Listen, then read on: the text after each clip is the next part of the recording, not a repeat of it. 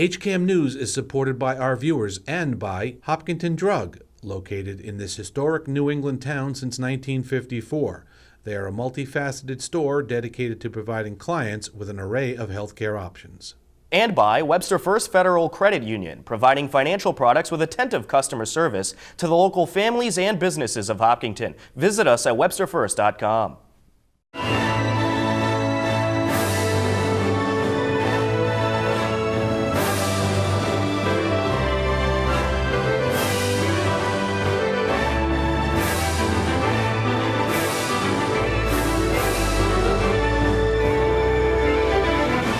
Hello, and welcome to HCAM News. Tom Nappy at the anchor desk to fill you in with what's happening in Hopkinton.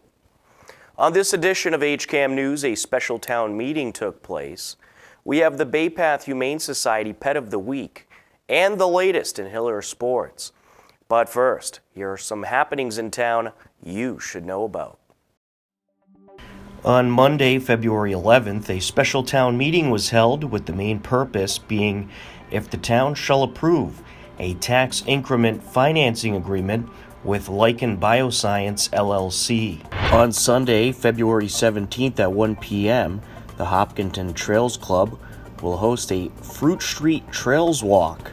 There are a number of trails on the town's Fruit Street property, ranging from well-established to recently improved thanks to the Scouts. They'll explore a bit of each of the trails. If you want to partake in the Trails Walk, meet at the gravel parking area on the entrance road just before the soccer field's parking lot. 0.4 miles from Fruit Street on the left, look for the overflow parking sign. Unless otherwise noted, the Hopkinton Trails Club events are free and open to the public.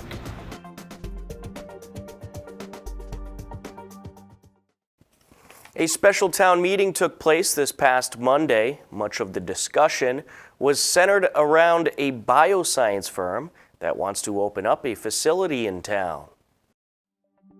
On Monday, February 11th, a special town meeting was held with the main purpose being if the town shall approve a tax increment financing agreement with Lichen Bioscience LLC. Lichen Bioscience is an emergency biotech company focused on the manufacture of cell and gene therapy specifically. The company plans to lead the way in manufacturing clinical products. Just a little background there, most of the products, there's only less than a handful of cell therapies approved right now in the world. This is personalized medicine. It's gained a lot of traction in the last couple of years. And in the last couple of months, if you pay attention, you've seen some mighty big deals. Bristol Myers Squibb paid $74 billion for a company named Celgene. There's been buyouts of Juno and Kite. So there's been over $100 billion spent in this industry in the last 6 months. So this is the next generation of therapy, and we're excited to be so early in the process. The bioscience firm is hoping to lease property at 97 South Street to construct a 63,600 square foot facility intended for clinical manufacturing. Lichen has identified a manufacturing site in Hopkinton, Mass., which is at 97 South Street. We conducted a very detailed search nationwide over the last 2 years. And the Hopkinton site is at the forefront now and is our number one choice to locate here. We're currently in Arizona. The project investment by Lichen Bioscience is estimated at $12 million, including $10 million for renovation costs and $2 million for personal property. And $10 million in construction costs and $2 million in personal property. So a very hefty investment for us, and that's why we're here for the TIF agreement. Is most of our struggle will be in the beginning years. It shouldn't be an issue, after year 5. We should be very well established in manufacturing routinely. Some of the economic benefits to the town promised by Lichen Bioscience includes 125 new full-time permanent jobs. Lichen's going to create at least 125 permanent full-time jobs over a 5-year period. Blend of talents, skills including engineering, lab techs, manufacturing, assembly, quality control, quality assurance, sales, office administration, the typical gamut that you would see. And what's not shown here is a lot of those jobs will not require a formal college degree. Throughout the 10-year agreement, the town would net over $225,000 in town revenue and over $1.4 million in taxes. A product failure to Lycan doesn't mean anything because the next product's behind it. The failure will certainly affect the sponsor company, but failure of a drug to Lycan doesn't have the kind of impact it typically would on a drug company because we don't own our own drugs. We just manufacture and get paid. And as long as those products keep going through the regulatory cycles, and there's over 1,000 in the line right now, which means that 1,000 of those products have to go through phase 1, phase 2, and hopefully phase 3 testing if they're that lucky to make it, plus the ones that come up behind it. So there's 3,000 opportunities for Lycan to manufacture right now today without anything else being developed, and very little capacity in the country to produce them, and very little know-how. So Lycan can be here forever. The article received very little disagreement, and most residents supported the TIF agreement with Lycan Biosciences. I'm rising in support of this TIF because the building has been unoccupied for 2 to 3 years, and it does deteriorate, and this will allow for renovation, it will allow for jobs, it will allow for a lot of things. We have had TIFs in this town before. Some have been successful, and some of them have been rescinded because they have not been able to live up to the requirements of the TIF. So therefore, with good oversight, I have no problem. I think it's a step forward for all of us. The article was approved by the majority. Everyone in favor, please say aye. Aye.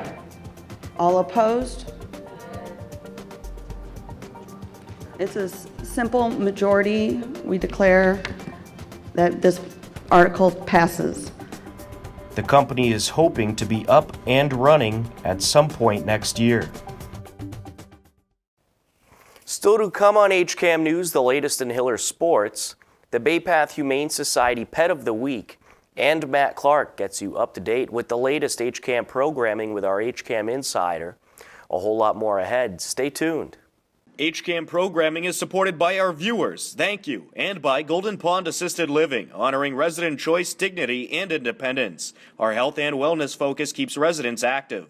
Golden Pond, state-of-the-art senior housing and healthcare services. This week on Senior View, Member Cloud gives us a tour of the Senior Center thrift shop. It's so pretty. Look at that lovely shade. $6. Can you imagine? And we have more glassware, of course. Definitely. Over in this section, and over here, we have a children's section. Games, dolls. Just beautiful, just beautiful. Welcome back to HCAM News. The high school winter sports season is towards the end of the regular season. A number of Hiller teams continue to make the push for playoff seeding. Here's a look at the latest. On Wednesday, February 13th, the Hillers boys basketball team took on Grafton. Both teams entered the game at 11 wins and 6 losses.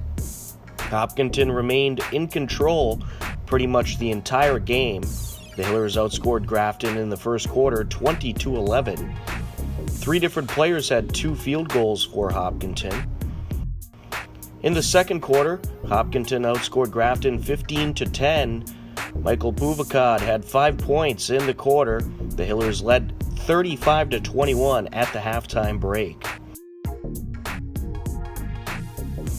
In the third quarter, Stephen Maffiori lit up the scoreboard, knocking down 3 three-pointers.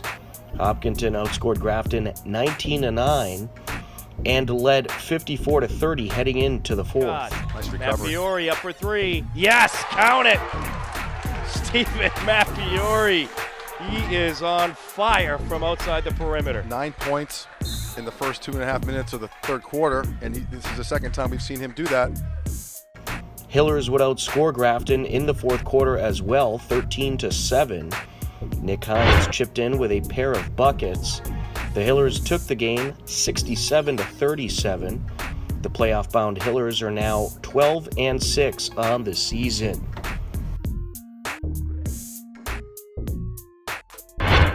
In other Hillers sports, the girls' basketball team is 7-10 overall. The girls' indoor track team finished first in the TVL finals. The boys' indoor track team finished third in the TVL finals. The girls' hockey co-op with Dover Sherborne is 3-11 on the season. Boys' hockey has 10 wins, 6 losses, and 2 ties. In swimming, the boys' team finished 21st in the state sectionals, while the girls' team finished 8th in the state sectionals. Hopkinton Middle School recently hosted a student talent show. Here's a look at some of the wonderful acts.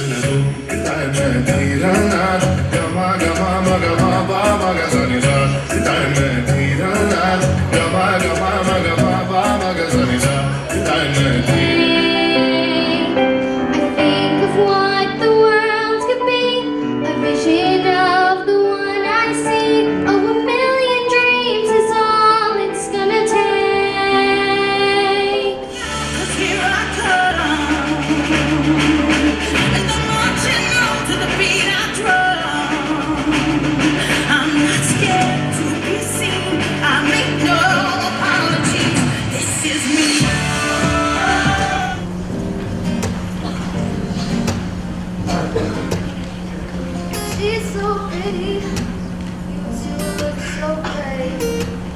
Time for me to move on now. It's probably just a silly crush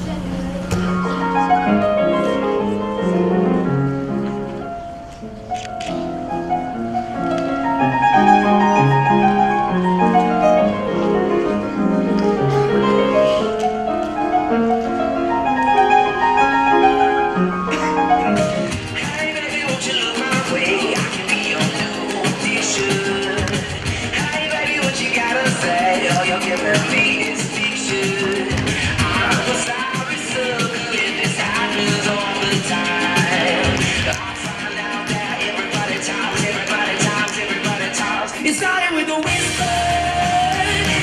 But I don't wanna let it go. We found love in a hopeless place. We found love in a hopeless place. We found love in a hopeless place. We found love in a hopeless place.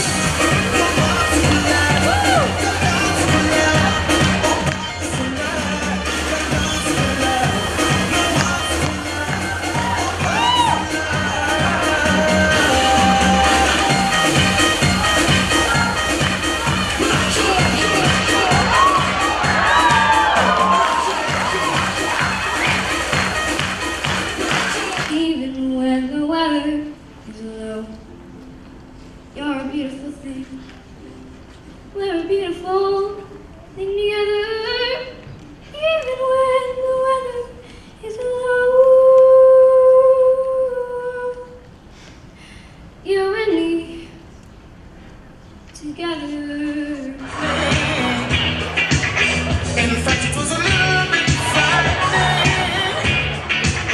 but they fought with expert timing. Open Gangnam Style. Gangnam Style. Open Gangnam Style.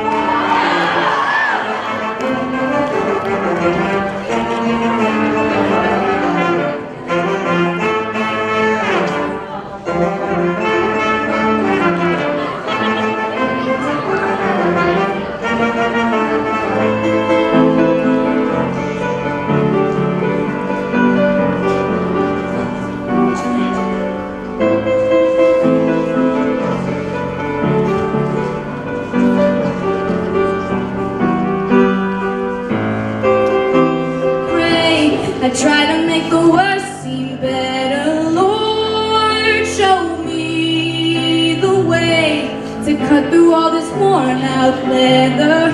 I've got 100 million reasons to walk away. Baby, I need one good, one good, one good one.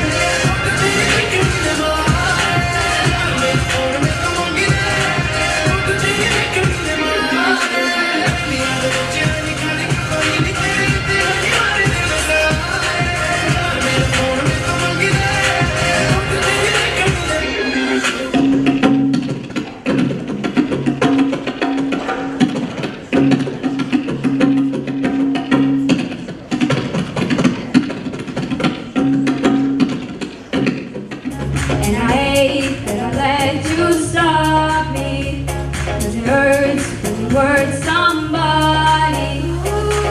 One day before you know it, you will see all of the pain and all the irony. Yeah, you'll feel the sting and you'll think of me, 'cause it hurts when you hurt. Got our heads in the clouds and we're not coming down.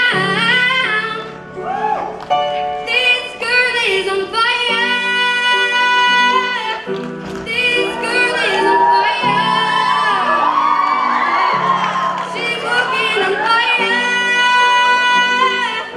This girl is on fire.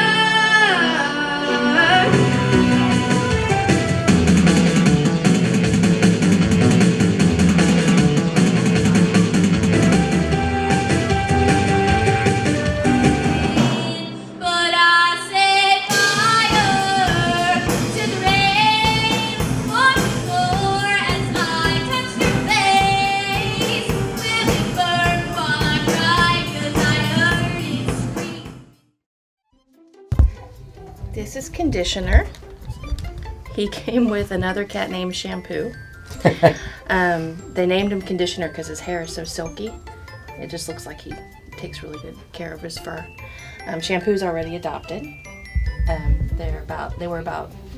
Conditioner's 4 years old. Found as a stray. And I've not really ever tried to play with him. He's more of a love bug. I could get you to roll over so they could see your face. You want to try play something? How old did you say he was? 4 years old. So what kind of home would you recommend for him? Honestly, I think he would be good in a home with kids and with other cats. Maybe with a dog, but that would take a little time to introduce them.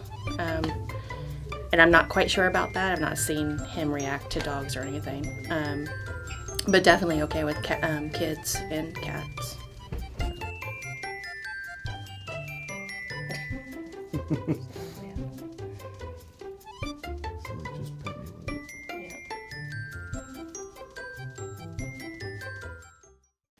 A whole lot of programming is coming up on the HCAM channels. Standing by to tell you all about it is Matt Clark with our HCAM Insider.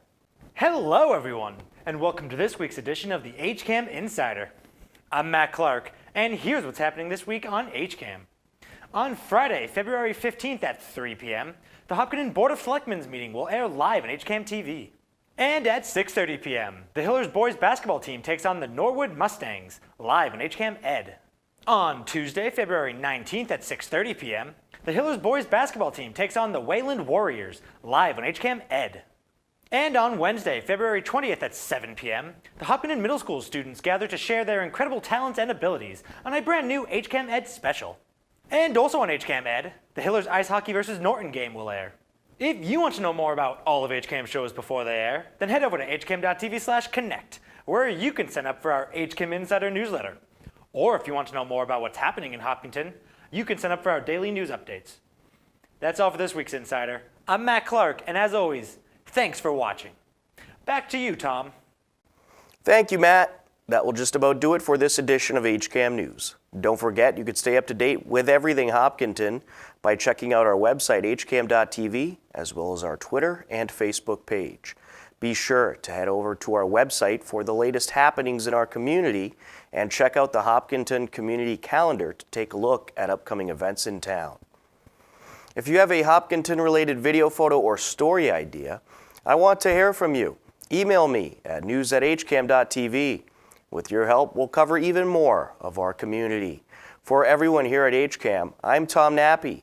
We leave you now with the current community listings and upcoming government meetings. As always, thanks for watching HCAM News. Take care, and we'll talk to you again soon.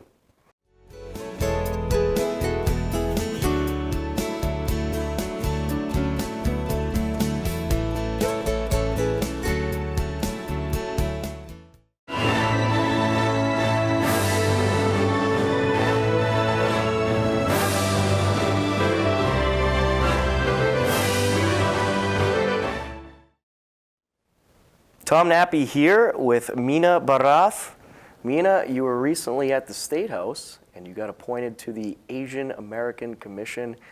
Can you talk about what the Asian American Commission is all about? Sure. Thank you for having me, Tom. This is a pleasure, always, to be with HCAM. The Asian American Commission has been in place for about 12 years, and the work of the Commission is to advocate for Asian Americans in the Commonwealth. Asian Americans are the fastest growing minority in the Commonwealth as well as the nation overall. So it's about understanding some of the issues that they have, also their contributions to the community. So that's the primary work of the Commission. And I understand you got appointed as the commissioner of the Commission, so could you talk about what some of your responsibilities will be? I guess it's a 15 to 20 member board, and there are 5 appointing authorities. I was appointed by Senate President Karen Spilka, and I'm one of the commissioners. We have a chair, Mr. Prahlad, and we have a vice chair, Kim Trong, and I will be working as part of the overall commission. And each one of us can choose to work on some of the subcommittees, and I've just started. I have volunteered to help with the Unity Dinner that the Asian American Commission holds every year. It's in May, and you're invited. It's one of the biggest fundraisers that the Commission does. But also, it's about advocacy. We get key speakers and we give awards. So I'm helping out with that a little bit. I have also volunteered to help with the Finance and Administration Committee. As it happens with most volunteer roles, it's what you want to make out of that role. The members that I have met so far, they've been wonderful, very welcoming. The chair and vice chair went out of their way to spend time with me, helping me understand. We also have an executive director of the commission, which is a paid position, and her name is Jenny Chang. She has also been extremely helpful. So I am learning along the way and helping out in ways that I can. We get opportunities where we get invited to different forums or to speak for some of the issues. So based on needs, I will step up and help out. Can you talk about the process of getting invited or getting appointed to the commission, and pretty much just walk us through how this came to be? How did you end up getting appointed to the commission? To be honest, it's a bit of a mystery to me, but there are portions of it which I'm aware of. So it looks like the Asian American Commission had some vacancy, and the appointing authority, as I mentioned, one of the appointing authorities is the state Senate President. And her office reached out to me asking for my bio, and which I shared gladly. And I think they must be looking around to see who are some of the potential candidates. And I feel very honored that I got chosen and I got picked to serve in this role. And Senator Spilka picked up the phone and asked me to serve. I was very surprised when she called me, and if she asks you to serve, you serve. And like I said, there are many, many deserving folks in the community that I know of this honor. I'm just glad that I got chosen this time. And I understand there were 3 people that were reappointed to the committee, and you were one of the 3 that were newly appointed. How long will you be on the commission for? It's a 3-year term. 3-year term. That's right. Well, that's terrific. Talk about what your experience was like at the State House, and I understand there was a ceremony. Yes, it was very exciting for me. First of all, I didn't expect it to be as amazing as it turned out to be. I've been there with my husband and my 9-year-old son, and a couple of our community members. Charusmita Ram, she does a lot of work in the community. She had come all the way from Lowell, and Ravi Dasari, and he got Jignesh. So there was a little bit of representation from the community that we went there, and I was sworn in by State Treasurer Deborah Goldberg, along with all the other commissioners. There was quite, it was quite a ceremony, and it was very emotional for me. I am emotional by nature, and for me, where I come from, I grew up in India, and I've been here in the States for 16 years. This is quite a journey. I never expected such a day in my life, and so it was quite something. And Senate President Spelker made the time to join. Her regional director Pooja Mehta, she made the time, and they were all there, and it was extremely meaningful to me, and to be taking oath, it meant a lot to me. Now, when you got the phone call asking if you would like to be on this commission, what was your reaction? Like I was mentioning earlier, it was so out of the blue. I was so not expecting it to happen, and to get a call from someone like the Senate President, it's you're caught off guard a little bit, and at the same time you want to understand what the responsibilities are before you sign up. Like, are you ready? What's your situation at home? Will your family support it? Can you do justice to the role that you're signing up to? So all these thoughts were in my mind. I was actually at the MFA that day, and it was pretty noisy all around me. But like I said, it's such a great honor. I never expected to see such a day in my life. Well, I know you certainly do a lot for the community, and I'm sure you're going to serve this commission well.